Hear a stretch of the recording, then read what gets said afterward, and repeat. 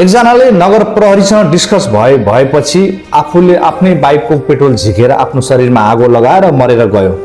मरेर गइसकेपछि अहिले चाहिँ पुरानो राजनीतिक दलका विशेष गरी एमाले, कांग्रेस र माओवादीका कार्यकर्तालाई चाहिँ भन्नु भएको छ, उनीहरू भित्रभित्र खुसी भएका छन्, किनकि उनीहरूलाई यो सरकारको लोकप्रियता घटाउन थियो, यो सरकारको विरोध गर्नु थियो र यहाँभन्दा पहिला यिनीहरूले केही पनि विरोध गर्ने बाटो पाएको थिएन। सुकुम्बासीलाई उचालिरहेको थियो, सुकुम्बासीलाई लाल पूर्जा दिने भनेपछि सुकुम्बासी थुमथुमेर बसेको थियो र उनीहरूलाई उचाल्न सकेको थिएन। अनि अहिले एकजनाले पेट्रोल खनाएर मर्दिएर गइसकेपछि यिनीहरूले काम पाएको छ।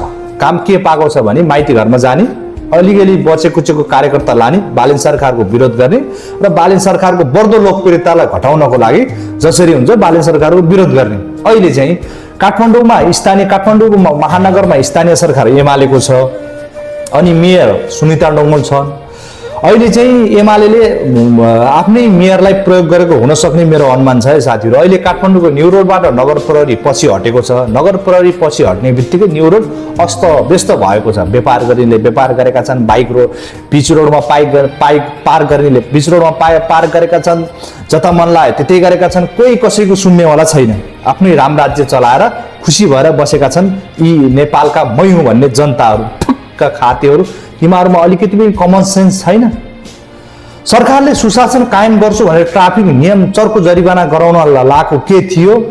यी झोले खातेहरू रोडमा आएर उफ्रियो, यसो गर्न पाइँदैन, उसो गर्न पाइँदैन। जुन तरिकाले अहिले न्यू रोडको हालत देख्दाखेरि यी खातेहरूलाई 50,000 होइन 2 लाखसम्म जरिवाना गर्नुपर्छ। यस्तो लापरवाही तरिकाले चाहिँ जहाँ पाए त्यही पार्किङ गरेर हिँडेको छ, जहाँ पाए त्यही पसल राखेको छ। यी खातेहरूले त 2 लाखसम्म चाहिँ जरिवाना ठोक्नुपर्छ यिनलाई, यी चोर खातेहरूलाई। यति नगरेर नसुध्रिने भयो यिनीहरू। अहिले चाहिँ नगर प्रहरी सट्ट पछाडि के हटेको थियो विवाद भइसकेपछि अहिले त ओहो यिनीहरूले त बालेन सरकारको लोकप्रियता घटाउन र बालेन सरकारलाई अप्ठ्यारो पार्नको लागि यो सुनिता डङ्गोलकै चाल हुनसक्छ है साथीहरू। उसैले चाहिँ जानी नगर प्रहरी पछाडि हटाएको जस्तो चाहिँ मलाई शङ्का लागेको छ।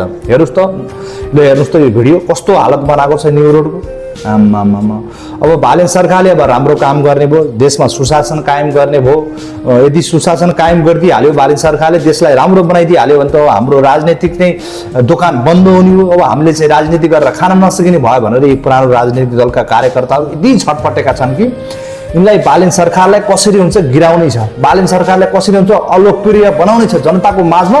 जसरी हुन्छ बालेन सरकारलाई नराम्रो बनाएर जनतालाई उक्साउने काम मात्रै गरिरहेको छ चोर फटाहरू। अनि जनता फेरि खाते जनता फेरि त्यस्तै छ, जसले जे भन्यो त्यतै दौडिन्छ। मरेर गए पनि सरकारले छानबिन समिति बनाउला, कसको गल्ती हो दोष हो भोलि छानबिन समिति बनाइसकेपछि छानबिनले प्रश्न देखाउला। सरकारले के गर्न पर्ने सबै गरिरहेको थियो। अस्ति जलिसकेपछि न त सरकारले जलाइदिएको, न त सरकारले पेट्रोल हालेर चाहिँ जल भनेर भनेको।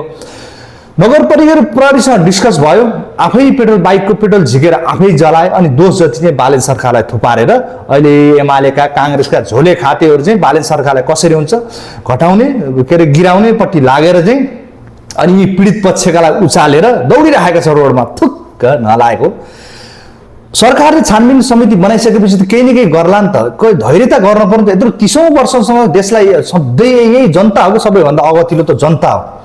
जति सरकार फेरि पनि जनता त कामै नलाग्ने भएपछि देशलाई कसरी सुशासनमा लान सक्ने?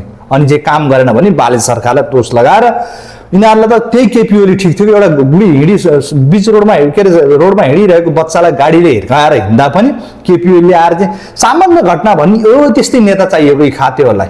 अहिले चाहिँ बालेन सरकारले चाहिँ सुशासन कायम गरेको यिनीहरूलाई पचेको छैन होइन, हो त्यस्तो खाले नेता चाहिएको भएर यिनीहरूले बालेन सरकारलाई गिराउनपट्टि लागिरहेको छ। ठुक्क के भन्ने यति गाली दिन मन लाग्छ यी खातेहरूलाई। थुक तिमीहरूलाई त लखा साला भतुवा हो।